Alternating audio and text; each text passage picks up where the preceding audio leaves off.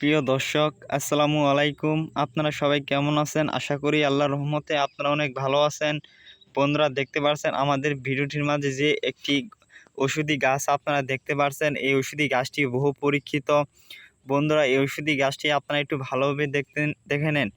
বন্ধুরা, এই ওষুধি গাছ আজকে আমি আলোচনা করব যারা আপনাদের পেটে অনেক গ্যাস্ট্রিকের সমস্যা বা পেট ব্যথা করে, তাদের জন্য আজকে আমি একটি ওষুধি গাছ নিয়ে হাজির হয়েছি। যে ওষুধি গাছের শিকড়টি যদি আপনারা সেবন করেন, তাহলেই কিন্তু আপনাদের গ্যাস্ট্রিকের সমস্যা, পেট ব্যথা দূর হয়ে যাবে।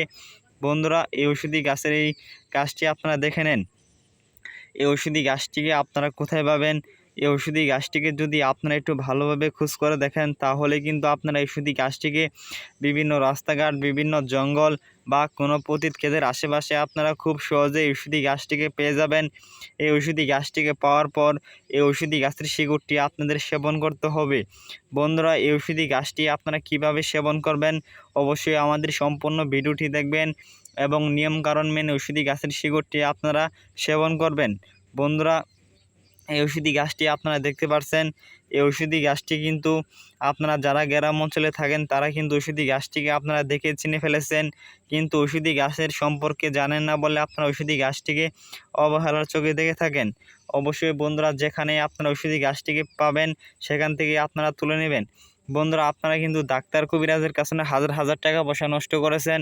যে সমস্ত ওষুধপাতি খেয়েও আপনাদের গ্যাস্ট্রিকের সমস্যা দূর হচ্ছে না, আপনারা অনেক টাকা পয়সা নষ্ট করেছেন। আর আপনাদের টাকা পয়সা নষ্ট করতে হবে না। যদি আপনি এই ওষুধি গাছটিকে চিনে থাকেন, তাহলে আপনি এই ওষুধি গাছের শিকড়টি অবশ্যই আপনাদের তুলে নিতে হবে। এই ওষুধি গাছের শিকড়টি আপনারা কিভাবে সেবন করবেন? বন্ধুরা, এই ওষুধি গাছের শিকড়টি প্রথমে আপনাদের তুলে নিতে হবে। তারপর আপনাদের ওষুধি গাছের শিকড়গুলো পরিষ্কার পানি দিয়ে ধুয়ে নিতে হবে।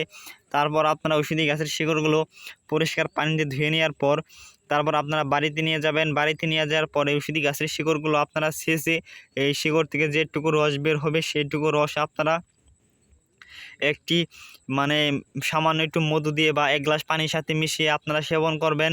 সকালবেলায় খালি পেটে যাদের অনেক পেট ব্যথা করে, গ্যাস্ট্রিকের সমস্যা দূর হয়ে যাবে। এই ওষুধি গাছটি বিভিন্ন রোগের কাজ করে থাকে। বন্ধুরা, এই ওষুধি গাছটি আপনারা যেখানে পাবেন, সেখান থেকে কিন্তু অবশ্যই আপনারা তুলে নেবেন।